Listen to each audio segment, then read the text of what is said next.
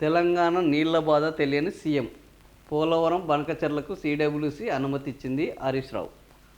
So నిన్న Harish Rao press meet పెట్టి మాట్లాడడం జరిగింది. ఏంది అంటే, ముఖ్యమంత్రి రేవంత్ రెడ్డికి తెలంగాణ ప్రజలు రైతుల నీళ్ల బాధలు తెలియవు, పోలవరం బనకచెర్ల ప్రాజెక్టుకు సెంట్రల్ వాటర్ కమిషన్ సిడబ్ల్యూసి అనుమతించిన ఏపీ ప్రయత్నాలను అడ్డుకోవాల్సింది పోయి ఆంధ్రాకు చంద్రబాబుకు సీఎం రేవంత్ సహకరిస్తున్నారు. ఇప్పటికైనా తెలంగాణ నీటి ప్రయోజనాల పరిరక్షణ కోసం ఢిల్లీలో సిడబ్ల్యూసి కార్యాలయం ముందు ధర్నాకు సిద్ధపడాలి. ప్రధాన ప్రతిపక్షంగా బారాస కూడా ధర్నాలో పాల్గొంటుందని పేర్కొన్నారు. తెలంగాణ భవన్లో మంగళవారం విలేకరుల సమావేశంలో మాట్లాడారు. తెలంగాణ జలాలను ఏపీకి తరలించకపోవడంలో ప్రధాన కుట్ర చేసిన అధికారి ఆదిత్యనాథ్ దాస్ ఇప్పుడు తెలంగాణకు సలహాదారుగా ఉన్నారు. చంద్రబాబు సూచించిన ఈ అధికారినే ఇక్కడ నీటి సలహాదారుగా పెట్టుకోవడం వెనుక దాగి ఉన్న మతలబు ఏంటి?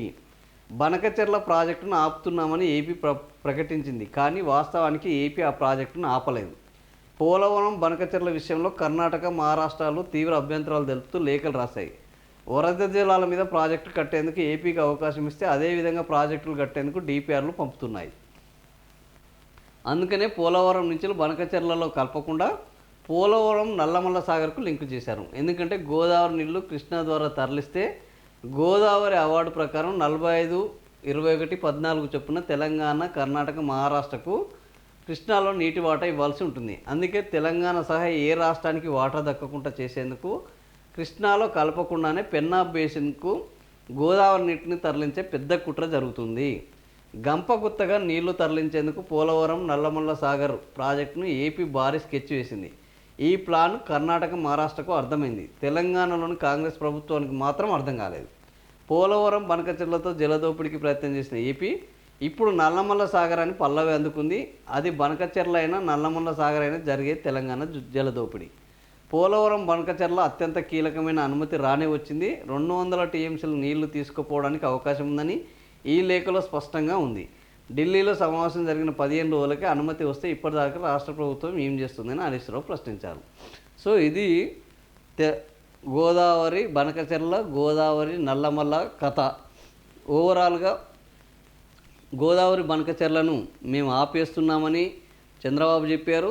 వాటికి అనుమతి లేదని కేంద్రం చెప్పింది. కానీ అంతకంటే ప్రమాదకరమైన నల్లమల్ల సాగర్ను వాళ్ళు చేపట్టడం జరిగింది. దానికి ఇప్పుడు వేగంగా కసరత్తు జరుగుతుంది. ఈ నల్లమల్ల సాగర్ బనకచెర్ల కంటే ప్రమాదకరమైందని ఇటు తెలంగాణ సాగునీటి నిపుణులు కానీ తెలంగాణ ఇరిగేషను ఇంజనీర్లు కానీ చెప్తున్నారు. బయటికి మాత్రం మేము ఒప్పుకోవట్లేదు అని చెప్తున్న కాంగ్రెస్ పార్టీ, కాంగ్రెస్ ప్రభుత్వం లోపల చేస్తున్న అంశం మీద ఇప్పుడు అనేకమైన డౌట్లు వెల్లువెత్తుతున్నాయి. ఎందుకంటే వీళ్ళు తెలంగాణ ప్రయోజనాల కోసము పాటుపడుతున్నారా లేదా ఆంధ్ర ప్రయోజనాలకు? అంటే ఆంధ్ర ప్రయోజనాల కంటే ఇక్కడ పెద్దగా విషయం ఏమి ఉండదు. ఆయనది ఒక కేసు ఉన్నది. ఆ కేసు విషయంలో కొన్ని ఒత్తిళ్లకు లోను కావాల్సి వస్తుందా, లేదా కాంట్రాక్టుల పేరుతోటి ఈ ప్రాజెక్టు చేపడితే వచ్చే కమిషన్లకు కకృతి పడాల్సి వస్తుందా? కారణం ఏదైనా కావచ్చు. తెలంగాణ నీటి ప్రయోజనాలను పణంగా పెడుతున్నారనేది మాత్రం అర్థమవుతున్నది. మరి దీనికి మిగిలిన వాళ్ళందరూ కూడా ఎందుకు సహకరిస్తున్నారనేది తెలియదు.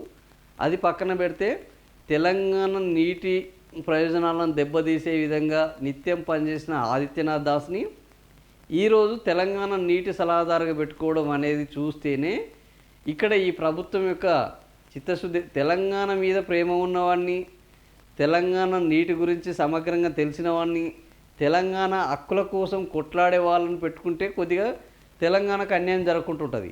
కానీ తెలంగాణను ఏ విధంగా ముంచుదాము, తెలంగాణ నీళ్ళను ఏ విధంగా దొంగిలిద్దాము, తెలంగాణను ఏ విధంగా ఇబ్బంది పెడదామని చూసిన ఒక వ్యక్తి ఐఏఎస్ ఆఫీసర్ను ఈరోజు తెలంగాణ ప్రభుత్వము సలహాదారుగా పెట్టుకోవడం అంటే దొంగ చేతికి తాళాలు ఇవ్వడం. ఇప్పుడు దొంగ చేతికి తాళాలు ఇచ్చిన తర్వాత ఏం జరుగుతుంది? ఇంట్లో ఏం ధ్వంసం కాకుండా మొత్తం లూటీ చేస్తారు. కనీసం ధ్వంసం అయితే దొంగతనం చేసిరని చెప్పుకోవచ్చు. ఇప్పుడు అట్లా కూడా ఉండదు.